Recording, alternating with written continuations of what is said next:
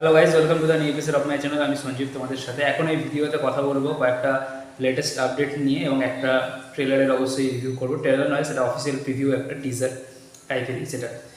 টিজারটা হলো ভেটিয়ার the Hunter বলে রজনীকান্তের upcoming একটা সিনেমা আসছে, যে সিনেমাটাতে রজনীকান্ত ছাড়াও অভিনয় করছে আমাদের বিগ বি মানে অমিতাভ বচ্চন, এছাড়াও আছে মঞ্জু ওয়ারিয়ার, ফাহাদ ফাসিল, রানা দগ্গবতী এবং আরও অনেকে। তো এটার একটা টিজার এসছে যেটাকে তারা অফিসিয়াল প্রিভিউ বলছে।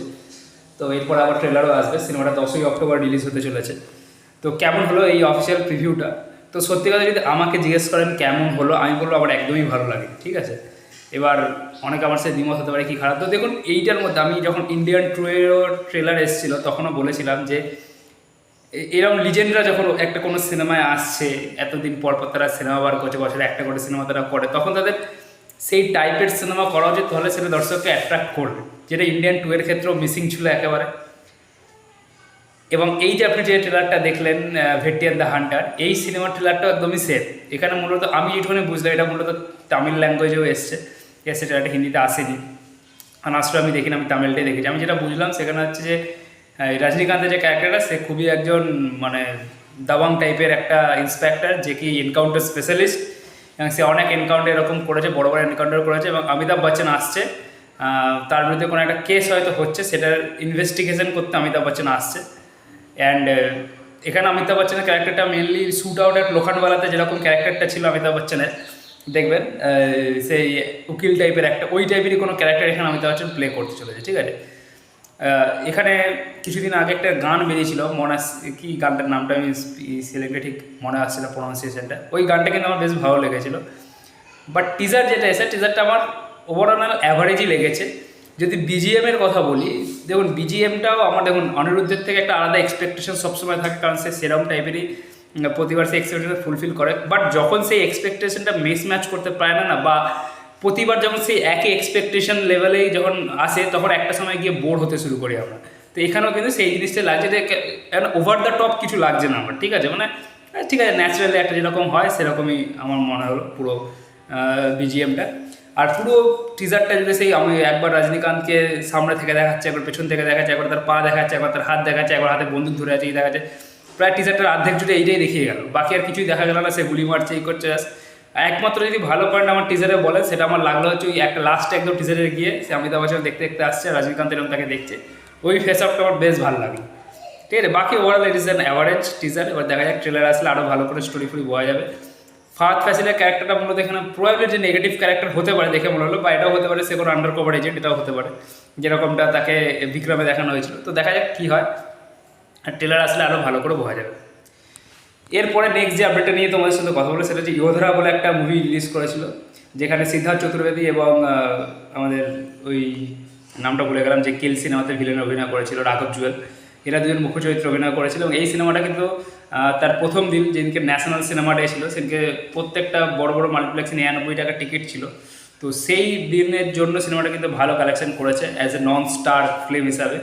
প্রথম দিনে সিনেমাটা কিন্তু 4,90,00,000 মতো বক্স অফিস কালেকশন করেছে। বাট আনফর্চুনেটলি সিনেমাটার রিভিউ একেবারে নেগেটিভ পেয়েছে। আমি যদিও পার্সোনালি সিনেমাটা দেখিনি, বাট আমি বিভিন্ন সাইটে যা দেখলাম যে মোটামুটি 1 স্টার, 2 স্টার, 2.5 স্টার এরকমই পেয়েছে, এর থেকে বেশি কোনোটাই পায়নি। তো মোর আর মোর নেগেটিভ রিভিউ এটাই বলে। তো নেগেটিভ রিভিউ পাওয়ার জন্য সিনেমাটা কিন্তু সেকেন্ড ডে থেকে বক্স অফিস কালেকশন অনেকটাই কমেছে, প্রায় হাফেরও হাফ হয়ে গেছে, প্রায় 1 থেকে 1.5 কোটি টাকার মতো কালেকশন করেছে।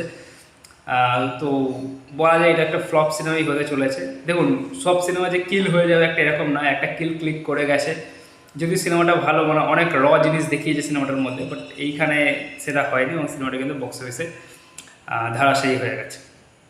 এরপরে যে আপডেটটা দেবো, কিছুদিন আগে একটা রুমার শুটে আসছিল যে রণবীর সিং অজয় দেবগনের আপকামিং যে সিনেমা আসছে সিঙ্গাম এগেন, সেই সিনেমাতে সালমান খান কিন্তু কেমিও দেবে অ্যাজ চুলবুল পান্ডে, ঠিক আছে। এটা নিয়ে অনেক অনেক রিমার্স এসেছিলো, বেশ কিছু একটা পোস্টারও এসেছিলো যে লিক সিন বলে।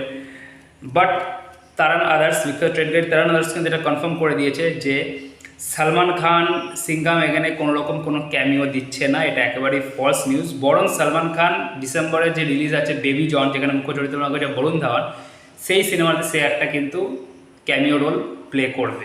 তো সিঙ্গামে সালমান খান নেই, ঠিক আছে। এরপরে যে আপডেটটা তোমাদের সঙ্গে শেয়ার করো, সেটা দেবরার আর একটা ট্রেলার আসতে পারে, যেটাকে তারা মেনলি বলছে অ্যাকশন ট্রেলার। এই ট্রেলারটা আসতে পারে প্রবাবলি এই মাসেরই শেষের দিকে, ইভেন আজকেও আসতে পারে রোববার। কারণ আজকে একটা দুবাইতে একটা ইভেন্ট হবে বড় দেবারা, তো সেই ইভেন্ট থেকে এই ট্রেলারটা লঞ্চ করার কথা আছে, তো প্রবাবলি আজকেও চলে আসতে পারে ট্রেলারটা। তো দেখা যাক কী হয়, কারণ দেবারার ফার্স্ট ট্রেলারটা কিন্তু অ্যাভারেজ টু গুড, মানে কখনোই এক্সিলেন্ট রিভিউ পায়নি, অ্যাভারেজ টু গুডই একটা রিভিউ পেয়েছে। তো এই অ্যাকশন ট্রেলারটা কেমন হয় সেটা কিন্তু একটা দেখার বিষয় হতেই পারে। এরপরে যে আপডেটটা নিয়ে তোমাদের সঙ্গে কথা বলবো সেটা হচ্ছে টেক্কার কিন্তু দারুণ প্রমোশনাল স্ট্র্যাটেজি করছে দেব, ঠিক আছে। বর্তমান পরিস্থিতি, বর্তমান সমসাময়িক রাজ্যে যেরকম পরিস্থিতি, সেই রকম পরিস্থিতির উপর কয়েকটা পোস্টার লঞ্চ করা হয়েছে, যদিও সেগুলো নিয়ে অনেক সময় কিছুটা নেগেটিভ ট্রোলেরও মুখোমুখি দেবকে হতে হয়েছে। যেমন একটা কিছুদিন আগে একটা আমার মেয়েকে ফেরাবে কে বলে একটা স্বস্তিকার একটা এসেছিলো, তো সেটা মূলত নেগেটিভই পেয়েছে। তারপর সেটাকে পোস্টারটাকে তারা চেঞ্জ করে।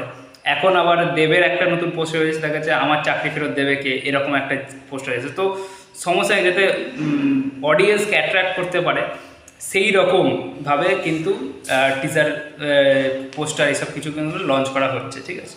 তো দেখা যাক অডিয়েন্সকে পুজোতে আবার অডিয়েন্সকে ফেরাতে পারে কিনা, কারণ পুজোতে বাংলা সিনেমার কিন্তু একটা ভালো অডিয়েন্স সবসময় থেকে থাকে। এরপরে যে আপডেটটা নিয়ে কথা বলবো সেটা হচ্ছে নানি, সুপারস্টার নানি, সাউথ সুপারস্টার নানির লাস্ট একটা সিনেমা বেরিয়েছিল সানি পোটা সারিগরম বলে, সারিপোটা সানিগরম বলে, যেটা হিন্দি ভার্সন হচ্ছে সুরিয়া সারাড্ডে বলে। এই সিনেমাটা কিন্তু বক্স অফিসে এবং ক্রিটিক্যালি দুটো জায়গা থেকে ভালো রিভিউ পেয়েছে, এবং এই সিনেমাটা এবার আসতে চলেছে কিন্তু নেটফ্লিক্সে। এবং সিনেমাটা